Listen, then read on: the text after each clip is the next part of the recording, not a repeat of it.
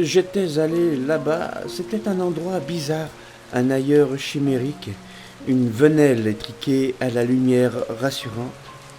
Était-ce l'image de mon passé, de mon avenir?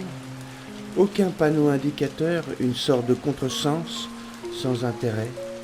Mon propos vous semble confus? Ce fut une destination incertaine à la vie évaporée. Fallait-il arpenter cette rue au pavé mouillé? Il n'y avait aucun interdit. J'eus une envie soudaine d'enfourcher un vélo posé négligemment contre la maison. Partir à l'aventure sur cette ligne droite était possible. L'étroitesse du lieu avait piqué ma curiosité. J'avançais attiré par la lumière, petit moustique dans une ville, un village. Je n'en avais aucune idée. Étais-je en pays des désillusions à jamais retenues? Et si j'avais frappé à l'une de ces portes, est-ce qu'un quidam m'aurait ouvert à l'espérance, la sienne, de préférence?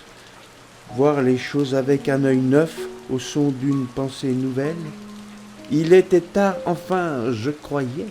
Ce pourrait tout aussi bien être une fin de journée aux nuages prononcés.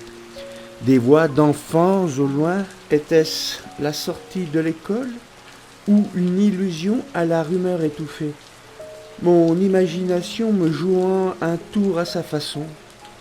Me voilà victime de moi-même.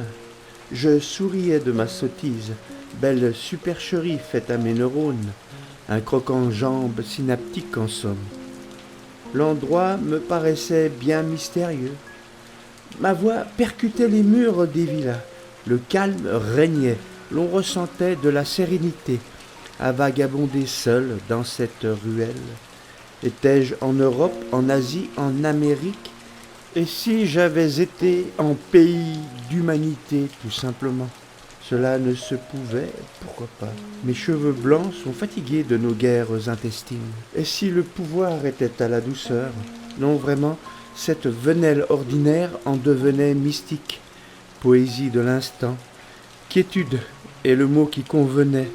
L'endroit paisible, au charme surnaturel, apaisait mes tourments. Et si j'avais été en territoire d'insomnie?